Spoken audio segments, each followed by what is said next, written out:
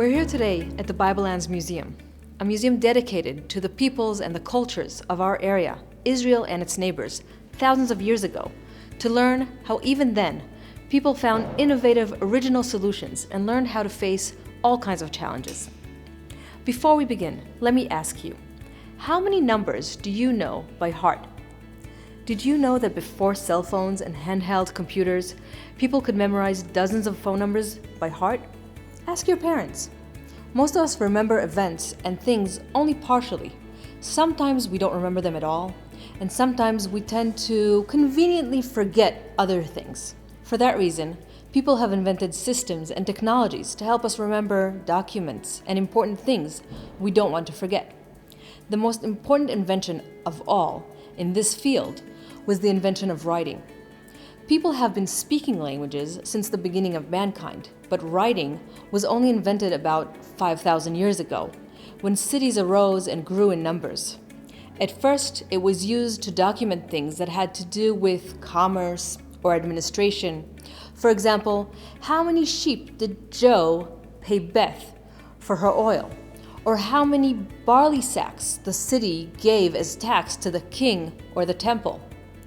Or how many goats and garments did I give the merchant to sell for me? Both in Egypt and in Mesopotamia, which is Iraq today, they found the first evidence of writing. In Egypt, they invented the hieroglyphs, and in Mesopotamia, they invented a writing system the archaeologists today call cuneiform. Cuneiform means wedges, like cheese wedge or a wood wedge that you could use to put your tent. Why is it called wedge?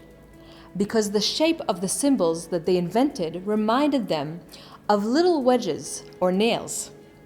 Guess how many symbols did each writing have? Hundreds of symbols made of small pictures, very similar to the emojis that we use today. Only 15 years later did the Canaanites invent the alphabet writing, which we use all over the world today. This writing system was much easier to remember since it only has 20 to 30 letters in it. That is why anyone can learn how to use it. Some can write in even more than one language. How about you? See this ancient tablet? This is a clay writing tablet made of mud found in the rivers in Mesopotamia. The Mesopotamians used the clay to write on just like we use paper today. They wrote on it using a stylus, a writing device made out of reeds that also grow by the rivers. This tablet is a document that was written 5,000 years ago and has numbers and animals mentioned in it.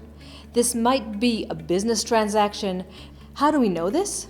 There are only about 300 people today who can decipher this writing, but we can give it a go. Can you see the drawing of a fish? This means fish. The circle means the number 10. So there are 5 circles. That's 50. You're excellent at this. Today, most of the information we have is stored on computers or on the internet, in information banks or digital clouds. We are living in the height of the information revolution, when information is widely spread and available to almost everyone. Did you know that every minute, 18,000 minutes of video are uploaded to YouTube? I wonder what archaeologists, thousands of years from now, will have to say about us. Will our information survive like this tablet? Think about it.